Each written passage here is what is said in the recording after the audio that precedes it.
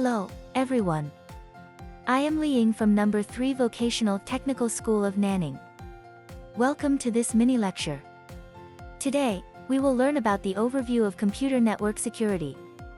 Before we begin, let's review what we learned in the last lesson. In the last lesson, we understood the main characteristics and basic technologies of local area networks, the LAN reference model and the IEEE 802 standards, as well as Ethernet standards and the basic methods of Ethernet networking, grasped the fundamentals of wireless networking, acquired the ability to explain the operational principles of the CSMA-CD media access control method, and gained proficiency in employing common network commands for troubleshooting. Next, we will delve into the overview of computer network security. This mini-lecture consists of 3 main parts. 1. Concepts of computer network security. 2. Security threats faced by networks. 3. Network security response mechanisms. The teaching objectives of this mini-lecture are: 1. To understand the concepts of computer network security and the threats faced. 2. To be able to skillfully use common network troubleshooting tools. 3. To guide students to use the internet civilly, abide by relevant laws and regulations, and develop good online habits. 4. To enhance students' awareness of information network security, forming good moral and scientific perspectives. With the proliferation of computer networks, the application of computer networks continues to expand in depth and breadth. Corporate internet usage, government online services, online schools, and online shopping. The rudiments of a networked society have emerged before us. While the network brings great convenience to people, it also brings some issues that cannot be ignored, among which network management and network security is one. Next, let's begin with the first part, the concept of computer network security. What is network security? What are its classifications? Network security refers to the protection of the network system's hardware, software, and data within the system from accidental or malicious attacks that could cause damage, alteration, or disclosure, ensuring the system can operate continuously, reliably, and normally without interruption to network services. Due to different environments and applications, network security has given rise to various types. It mainly includes: 1. System security. 2. Network security. 3. Information transmission security. 4. Information content security. Let's look at the characteristics of network security. Network security requires the provision of confidentiality, authenticity, authentication, and data integrity of information data, and it has the following 4 characteristics. 1. Confidentiality, the property whereby information is not disclosed to unauthorized users, entities, or individuals for their use. 2.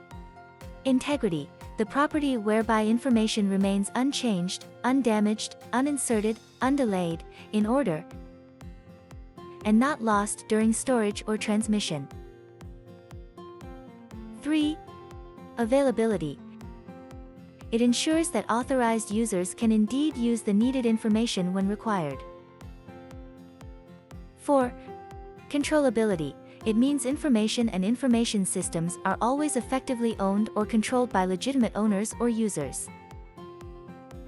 5. Auditability, the ability to provide evidence and means in the event of security issues. Having understood the concept, classifications, and characteristics of computer network security, let's move on to the second part, security threats to computer networks. A network security threat refers to the harm caused to the confidentiality, integrity, availability, or legality of a resource by an individual, object, event, or concept. An attack is essentially the concrete realization of a specific threat. The reasons for network insecurity are multifaceted, with risks mainly including: 1. Risks related to internet access. These are external security factors, namely attacks present on the network. 2. Risks related to hardware and network design. These stem from the network system itself. 3.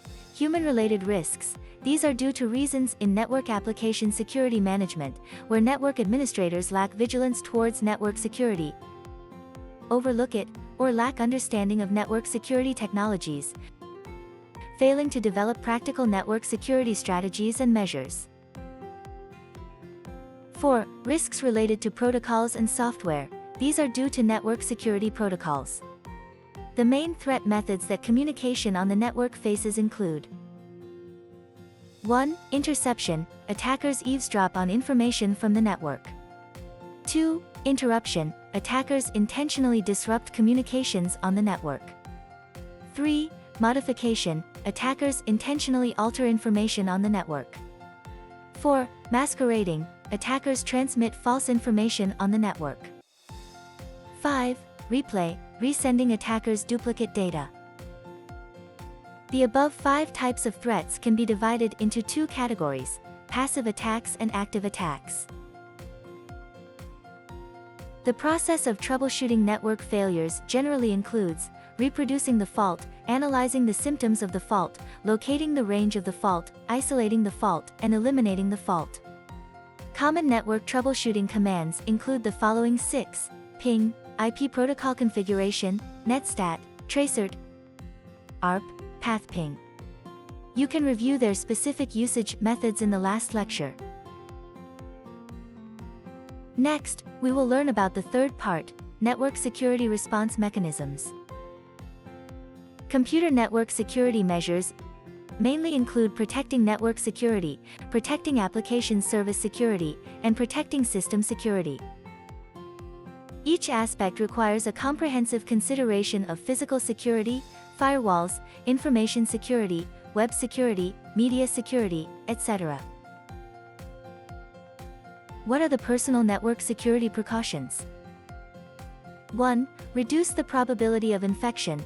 Do not download software from unreliable sources, and do not open emails from unknown sources. This will reduce the chance of contact with the network and viruses. It is also very important to scan for viruses when installing software. 2. Install antivirus software. This is an effective measure against viruses. In addition, computer viruses are updated quickly, so it is also necessary to upgrade the virus database of antivirus software in a timely manner. 3. Install the latest system patches. Viruses often use vulnerabilities in the operating system to spread. Therefore, downloading and installing system patches in a timely manner will help to cut off the route of virus transmission. 4. Turn on the firewall. The function of the firewall includes controlling the information and traffic packets entering and leaving the network, providing traffic logs and audits, providing VPN functions, etc. That's all for the mini lecture today. Have you all mastered it? Next, we will summarize this lesson. In this lesson, we learned about the concept, classifications, and characteristics of computer network security, understood the security threats to computer networks and their response mechanisms, and became familiar with common computer network troubleshooting tools. Finally, to reinforce our learning, I've prepared some exercises for you. I hope you will complete them diligently to internalize the knowledge we've covered.